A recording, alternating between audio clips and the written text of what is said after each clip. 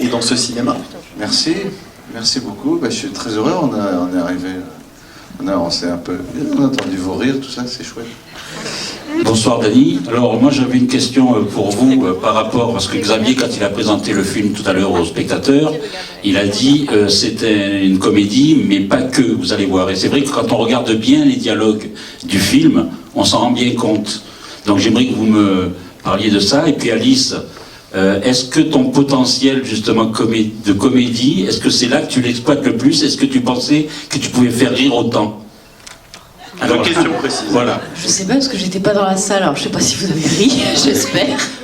Mais je vous remercie. Voilà, non, je l'espérais secrètement parce que j'ai une énorme admiration pour les gens qui font rire, pour voilà, et j'en côtoie dans mon quotidien d'actrice. J'ai toujours rêvé de ça enfant et voilà. Et la comédie, c'est vrai on sait tout de suite quand les gens sont contents, sont touchés par un film, et j'aime ça dans la comédie, voilà. Donc non, j'analyse pas trop le truc. J'ai beaucoup travaillé, j'ai essayé de faire mon mieux, et puis voilà.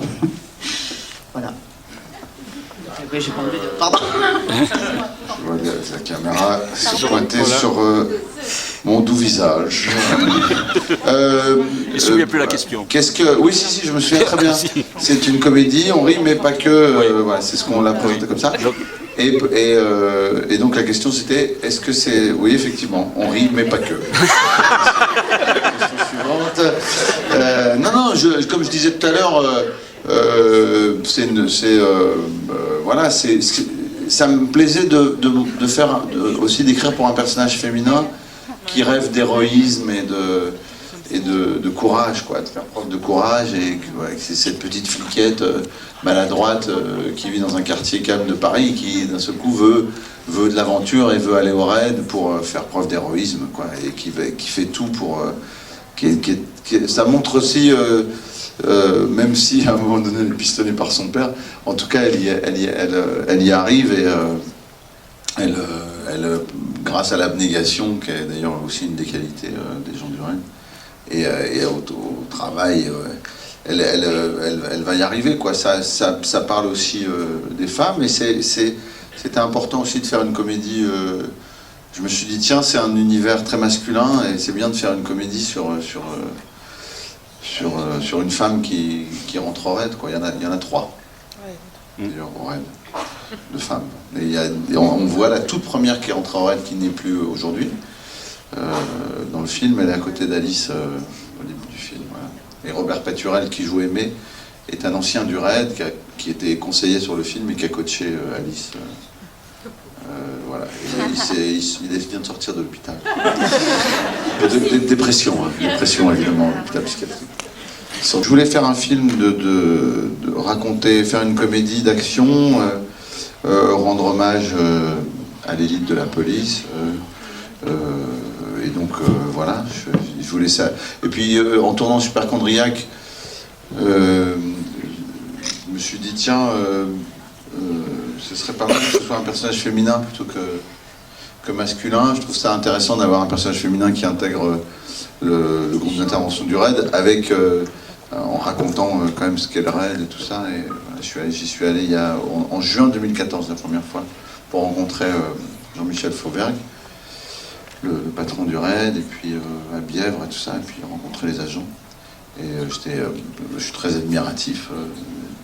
Enfin, c'est des gens extraordinaires. Et cette envie, c'était de rendre hommage au corps d'élite et à la police en général, d'ailleurs. Oui, c'est ce que je comprends. Je crois qu'il y en a un certain nombre, d'ailleurs, ce soir dans la salle.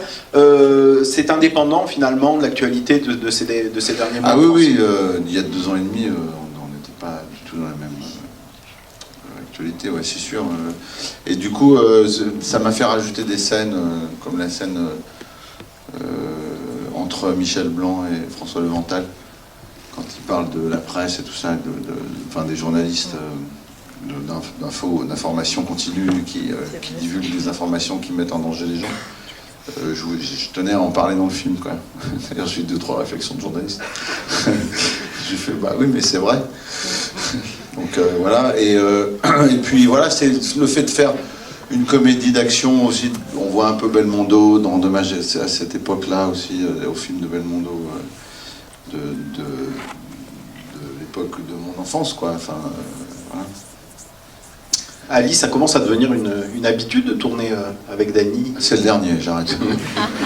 C'est horrible, le vieux règlement de compte. Oui, bah, super content que c'était une expérience incroyable. Moi, j'étais. Enfin, j'ai démarré ce film en disant est-ce que je vais y arriver, comment ça va se passer, comment je vais. Toi, tu feras mon prochain film. C'est Qu'est-ce qu'il fait? Toi, tu es dans Tu mon prochain plisses film. sa veste? Oh, c'est lamentable. Oh, merci, c'est bon. Là, oui. Pardon. Tu laveras ma voiture. Pardon. Je vous en prie. Non, voilà, et là, bon, c'est vrai que quand j'ai lu le scénario, j'ai flippé d'abord, parce que je me suis dit, c'est tellement bien que comment je vais réussir à être à la hauteur de ce qu'il a imaginé, quoi. Donc, et de ce qu'ils ont écrit, avec aussi Sarah Kaminski, co-scénariste, et voilà, et après, ben, je me suis mis au boulot, je me suis entraînée, j'ai fait de la muscu, de la boxe. Pas été facile tous les jours. Ah oui, parce que donc pour illustrer le fait que Alice Paul est au cinéma, comme dans la vie, ou inversement, c'est que je pense que c'est la seule dans l'histoire du coaching de boxe qui a réussi à... Je me suis assommée avec mon propre poing. Ça s'invente pas. Voilà. Et en plus, j'ai même pas compris que c'était le mien. Genre, oui, j'ai dit, fais attention, tu m'as mis un coup. Il m'a dit, non, c'est ton poing là que t'as senti. Je pense que d'ailleurs, ça aurait pas été le même impact, ça aurait été le sien. J'aurais pas pu tourner, je pense. Vous avez tous les trois fait des entraînements, on voit Dany torse nu. C'est le truqué. Le numérique. Oui. Non, C'est mon corps. C'est ton corps. C'est son corps. Oui, 6 mois de muscu. Non, fallait que ce soit crédible, quoi.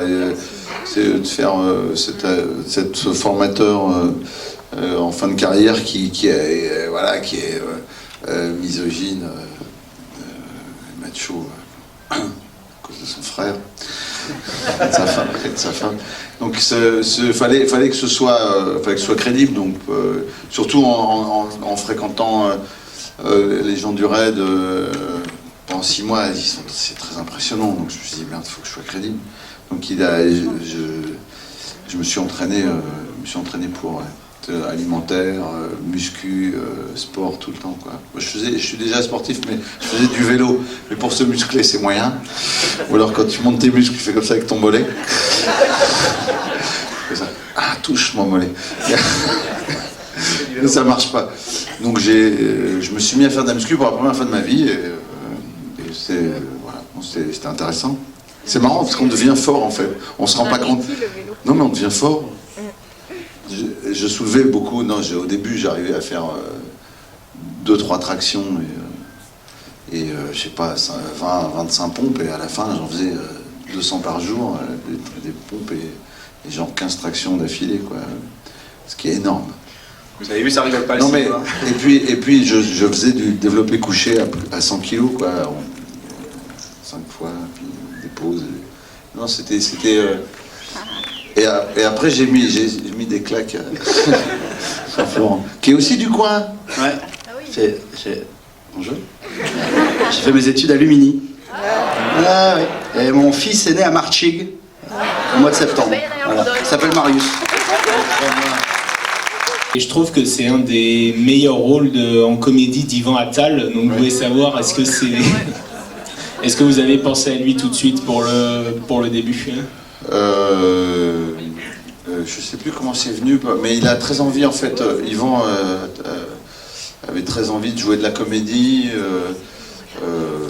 Voilà, j'avais tourné avec lui. On se connaît depuis très longtemps, ouais, il avait envie de jouer de la comédie. Donc je sais plus comment est venue l'idée, mais d'un coup je lui ai dit, tiens, est-ce que ça t'intéresserait de faire le méchant dans mon film et d'apparaître à chaque fois habillé différemment et déguisé, tout ça. Et il m'a dit oui. Et après, la scène de travesti d'ailleurs, la scène de Travelo quand il s'assoit et qu'on voit son slip, c'est venu après, le scénario était déjà écrit. C'est venu après, parce que c'est en faisant je pense que l'idée m'est venue en faisant, parce que je l'ai fait au Resto du Cœur, où je suis en très grosse femme et je m'assois et j'ai un sketch avec Cad et je fais une prof d'anglais, on voit mon slip et je me suis dit tiens, ce serait marrant qu'on voit sa culotte quand il s'assoit, puis comme c'est un homme, il ne sait pas, quoi. Et c'était rigolo de lui dire, va falloir que tu t'épiles les jambes. Il l'a fait. Et il me dit, bah, c'est rien du tout, mais il ne savait pas que c'était la repousse qui était compliquée. À vivre. Et après, toute la scène, j'ai écrit ça sur le tournage, quand il se parle et qui dit c'est qui fait la femme, qui fait l'homme, et qui dit c'est lui. Non, c'est toi, moi c'est. Ou ça dépend, moi j'ai fait pas la femme. Parce que Sam, qui joue donc le partenaire d'Yvan dans le film, Sam est un ancien militaire. Il était à la Légion étrangère. Il a été champion du monde de boxe thaï. Champion du monde de boxe thaï. C'est une brute épaisse, mais avec un grand cœur adorable. Mais il voulait pas jouer il voulait pas jouer le travesti. Il était super gêné. Donc c'est que ça, je me suis dit, c'est marrant. Et je lui ai dit, toi, tu fais la femme. Il fait non. Et voilà, j'ai blagué, puis je me suis dit, tiens, ce serait rigolo. Et puis voilà, c'était marrant de voir les filles réagir aux deux qui se prenaient la tête. Et d'ailleurs, quand il met des baffes, parce qu'il supportait pas les baffes, Sam, il lui dit, tu peux me mettre des coups de poing, des coups de coude, des coups de genoux, mais des baffes jamais. Et Yvan était super flippé, parce que je disais, vas-y, il faut une grosse tarte. Il dit, il va me tuer. C'était très, très marrant. Mais bon, donc c'était marrant d'avoir Yvan. Et après, l'idée de Vaux-le-Vicomte est venue après, parce que dans le scénar écrit, ça se passait sur la Seine en fait. Et il y avait un bateau. Parce que comme mes films voyagent, se vendent bien à l'étranger, j'aime bien montrer des images de la France, de Paris. Bientôt de Marseille. Et bientôt de Marseille. Je vais tourner à Marseille. Pas le prochain, celui d'après. Mais je vais tourner à Marseille. Oui, à Marseille. Ouais. Un porno. Et donc... Pardon, des enfants. Ils ont Internet. Et donc... C'est horrible.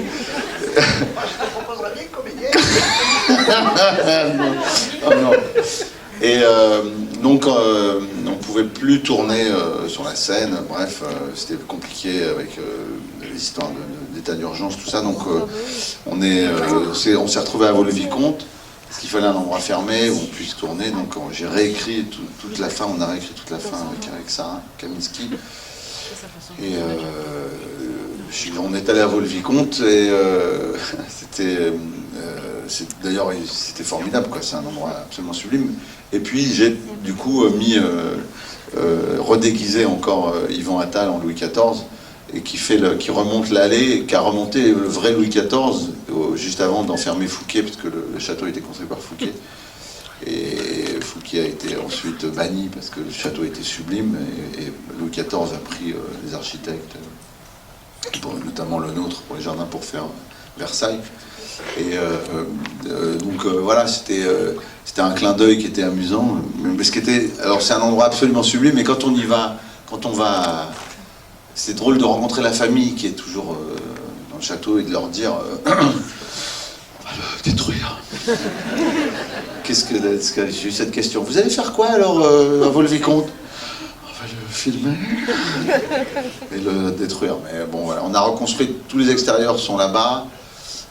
On a numérisé tout le château pour refaire les effets spéciaux et tous les intérieurs, quand le château est en feu, il y a une partie qui sont dans les caves du château, mais tout le reste, on a reconstruit. On a reconstruit entièrement le château. Non, mais je veux dire,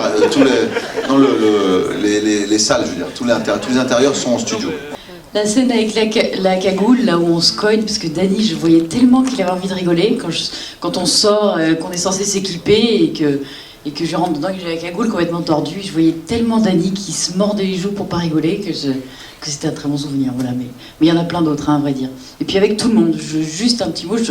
Moi, c'est ce que j'adore aussi quand j'ai vu le film, c'est que j'ai trouvé que tous les acteurs étaient extrêmement bien dirigés. Et formidable dedans. Donc voilà, tous les partenaires, j'ai des bons souvenirs avec tout le monde.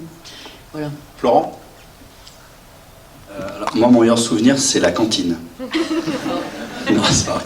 Non, je crois que tout le film, c'était incroyable. Moi, c'est mon premier film, hein, donc je suis allé comme un enfant, je découvrais tout, comme je découvre aussi de faire des avant-premières et tout.